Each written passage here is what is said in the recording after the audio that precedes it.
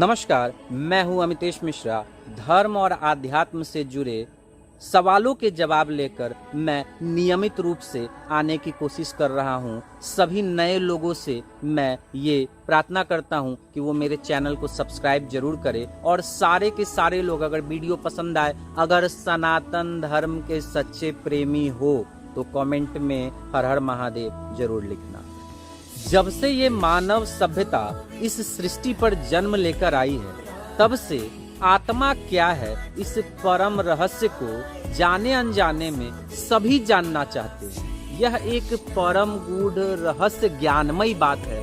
बड़े ही गौर से और ध्यान से सुनना सभी सनातनी भाई बहन, इसे बिल्कुल भी स्किप मत करना। ये आत्मा अजर अमर है। श्री कृष्ण भगवान गीता में कहते हैं कि प्रत्येक शरीर के अंतर आत्मा में जो स्थित ज्योति है, जो इस शरीर को जिंदा रखती है, वो तत्व आत्मा ही है। इस आत्मा को न तो अग्नि जला सकती है, न ही इसका विनाश किया जा सकता है, न ही इसका अंत होता है। यह तो सिर्फ एक शरीर से दूसरे शरीर को धारण मात्र करता है। जैसे कपड़े पुराने हो जाने पर आप नए वस्त्र पहनते हैं और पुराने वस्त्र को छोड़ देते हैं, वैसे ही श्री हरि ने समस्त संसार के संचालन के लिए किसकी आयु कितनी है, ब्रह्मा जी के कहे अनुसार वो उस आयु तक उसका प्रतिपाल करते हैं और अंततः महादेव उसका विनाश करते हैं। परंतु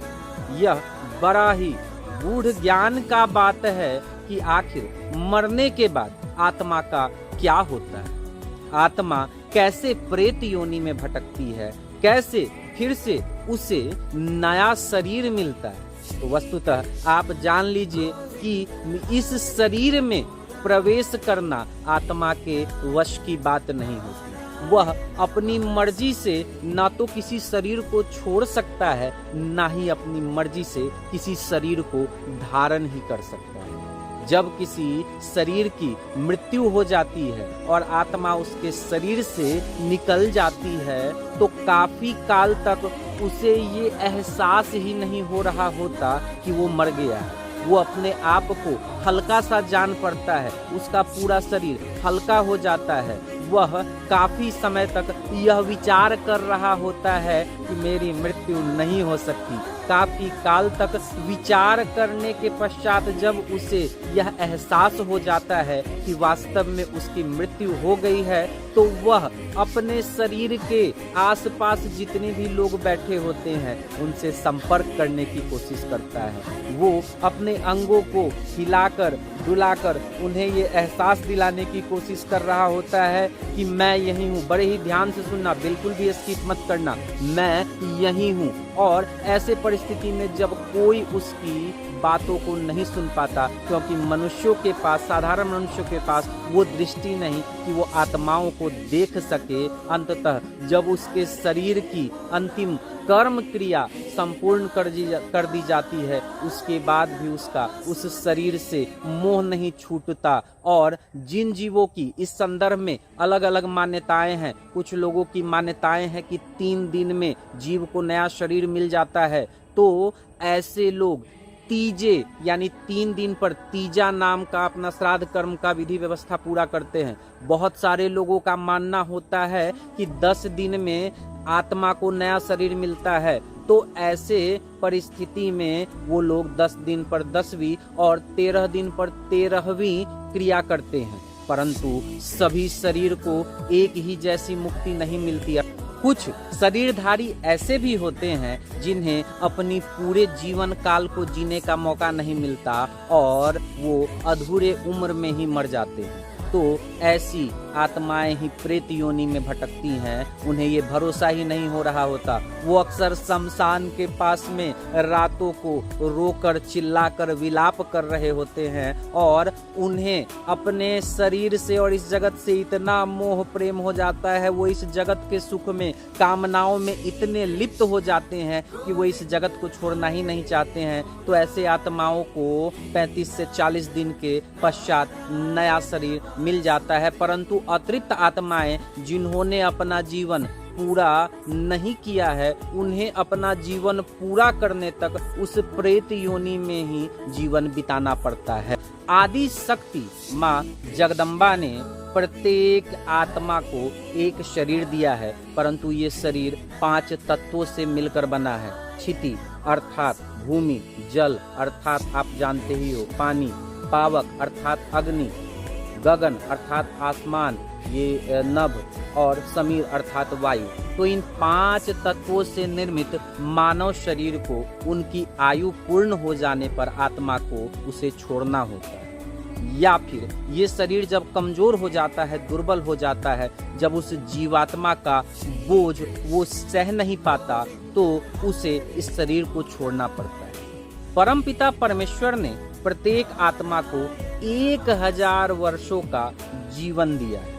इस 1000 वर्षों तक उन्हें बार बार जन्म लेना होता है मनुष्य जीवन में, परंतु यह उसके कर्मों पर निर्भर करता है कि वो किस जन्म में अर्थात किस रूप में जन्म लेगा। यह उसके अंत समय में उसके दिमाग में चल रही गतिविधियों पर निर्भर करता है कि उसे आगे आने वाले समय में कौन सा जन्म मिलेगा। परंतु इस सत्य से भी इनकार नहीं किया जा सकता कि इस 1000 वर्षों के आत्मा के जीवन काल में उन्हें कई बार जन्म लेना होता है और कई बार मरना भी होता है। जब वो एक शरीर को छोड़ते हैं तो उन्हें एक लंबा रास्ता तय कर एक नए शरीर के लिए एक लंबा रास्ता तय करना है। अब ऐसे समय में मनुष्य शुरुआत से ही मृत्यु के बारे में अपनी जैसी अवधारणा मन में बिठाकर रखा होता है, उसे वैसी ही मृत्यु मिलती है। अर्थात अगर किसी ने अपने दिमाग में ये बिठा रखा है कि मुझे मरने के बाद मेरे प्रभु नारायण मिलेंगे, मेरे पर ब्रह्म परमेश्वर मिलेंगे, तो उन्हें वही गति मिलती है। परंतु जो व्यक्ति भी मृत्यु के नाम पर क्रोध से भरे हुए यमराज का मुख याद करते हैं, उन्हें मरने के पश्चात यमराज के ही दर्शन होते हैं। अर्थात उनके कर्म बुरे हैं, इसलिए वो मृत्यु से डरकर यमराज को याद करते हैं। तो आत्मा के आगे के इस सफर में उन्हें बैतरनी नदी पार करनी होती है। ये वही बैतरनी नदी है जिसे पापी अधर्मी लोग कभी पार नहीं कर पाते। यमदूतों के द्वारा उन्हें बार बार उसमें डुबोया जाता है, बार बार निकाला जाता है और इस तरह काफी वक्त बीत जाता है। परंतु जो अच्छे कर्म करने वाले लोग हैं, जिन्होंने जीवन में अच्छे अच्छे कर्म किए हैं, जो मृत्यु से पूर्व गौ का दान करके मृत्यु को प्राप्त हुए हैं, ऐसे लोग आसानी से उस बैतरनी नदी को पार करके निकल जाते हैं, आगे यमपुरी में पहुंचते हैं। और वही वो जगह है जहां नया शरीर धारण करने से पूर्व आत्माओं को इंतजार करना होता है और यमपुरी में प्रवेश करना होता है। और इस यमपुरी में 4 द्वार हैं।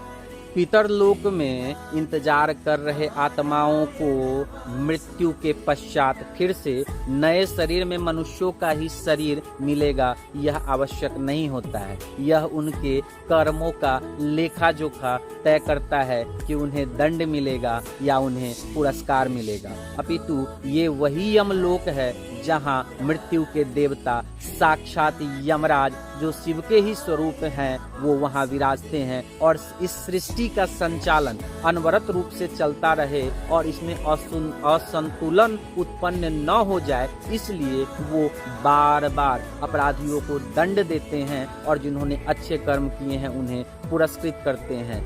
मनुष्यों के जन्म लेने से पूर्व अर्थात मनुष्य योनि में जन्म लेने के लिए आपको 84 लाख योनियों का सफर तय करना होता है।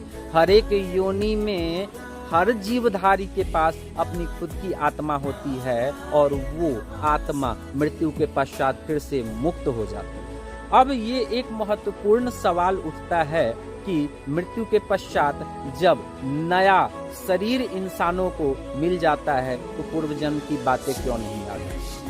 जब कभी भी नया शरीर आत्मा को दिया जाता है तो पूर्व जन्म की सारी स्मृतियों को मिटा दिया जाता है, क्योंकि नए जन्म में आप नए तरह से अपने कर्मों का निर्वहन कर पाए। अन्यथा आप सोच कर देखिए, अगर किसी भी व्यक्ति को अपने पूर्व जन्म की बातें याद आ जाए तो उसका ये जन्म भी प्रभावित हो जाएगा, और पूर्व जन्म में जो उसके सगे संबंधी थे उनके प्रति जो उसकी आसक्ति थी, मोह थी, वो जाग जाएगा और वो खुद ही बहुत ज़्यादा विचलित हो जाएगा और उसे समझ में नहीं आएगा, वो खुद को तलाश नहीं कर पाएगा, वो अपने अंतरात्मा में नहीं झांक पाएगा कि उसका अंतिम लक्ष्य उस प्रभु से मिलना है। आप एक बात जरा ध्यान से सुनिएगा, कान खोलकर सुनिएगा।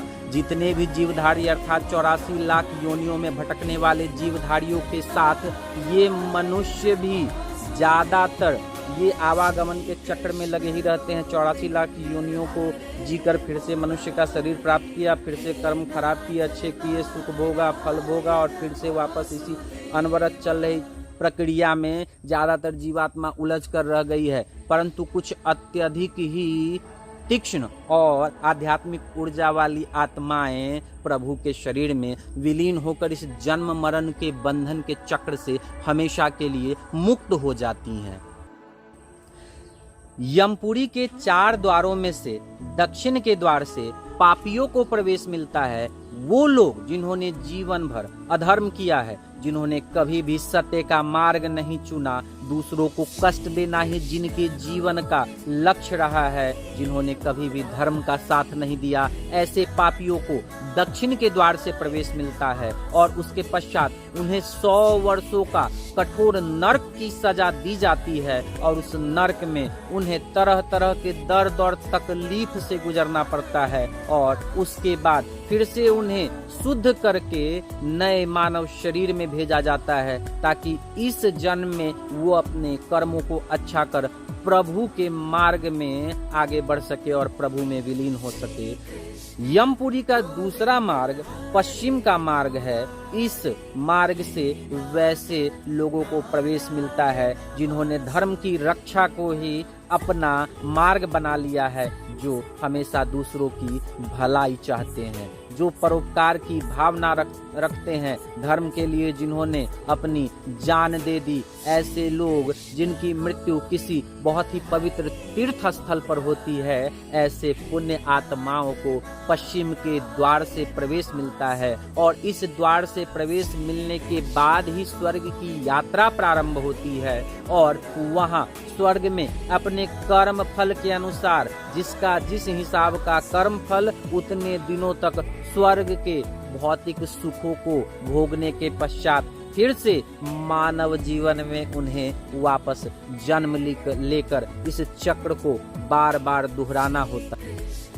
यमपुरी के उत्तर के मार्ग से ऐसे लोगों का प्रवेश होता है जिन्होंने जीवन भर अपने माता पिता की सेवा की है, जिन्होंने अपने से बड़े को कभी भी दर्द नहीं दिया, छोटे को प्यार दिया है, जो अहिंसा अर्थात किसी भी परिस्थिति में दूसरों की हिंसा के सख्त विरोधी रहे हैं और उन्होंने खुद कभी भी किसी भी तरह की हिंसा नहीं की है।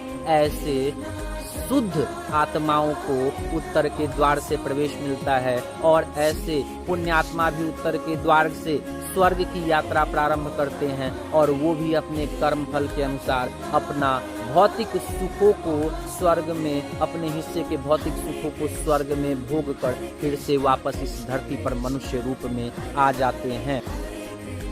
यमपुरी के पूर्व के मार्ग से भक्त, योगी, ऋषि, महात्मा, संत जिन्होंने अपना पूरा जीवन ही प्रभु की भक्ति में समर्पित कर दिया है, जो प्रभु की भक्ति में ही लीन रहे हैं, जो प्रभु की भक्ति को ही अपना धर्म मानते हैं, ऐसे भक्तों को इस मार्ग से प्रवेश मिलता है और ये भी स्वर्ग में अपने कर्म फल के अनुसार काफी लंबे समय तक वहाँ के सुखों को भोगते हैं, या ऐसे संत महात्मा जो इस भोगों में यकीन नहीं रखते, वो यहीं से ब्रह्मलोक और उससे भी ऊपर के लोक जहाँ स्वयं नारायण रहते हैं उस लोक के लिए प्रस्थान करते हैं, जहाँ पहुँचने के पश्चात फिर से इस मानव तन में जन्म लेने की आवश्यकता नहीं रहती, वो आत्मा मुक्त हो जाती है। मुझे उम्मीद है कि मैंने पूरी तरह से इस टॉपिक को कवर किया है।